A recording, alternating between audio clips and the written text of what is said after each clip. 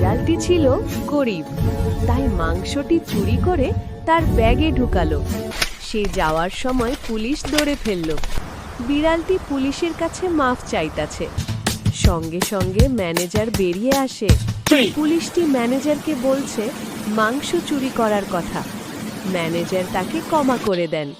এখন বিড়ালটি কান্না করতে করতে বাড়ি যাচ্ছে। পুলিশটি তার পিছন পিছন আসছে। বিড়ালটি বাড়িতে আসলো, তার বাচ্চা অসুস্থ। বাহিরে তাকা পুলিশ সব দেখতে থাকলো। পুলিশটি কান্না করতে করতে এসে সব ম্যানেজারকে বলল। ম্যানেজার কয়েকটা মাংস নিয়ে রাস্তা দিয়ে বাড়ির সামনে এসে দাঁড়ালো। বিড়ালটি দরজা খুলে চমকে গেল। ম্যানেজার তাকে কিছু টাকা দিল আর তাকে একটা কাজ দিল। সে কাজ করলো। ম্যানেজার তাকে টাকা দিল। মেয়ে সুস্থ হয়ে উঠল।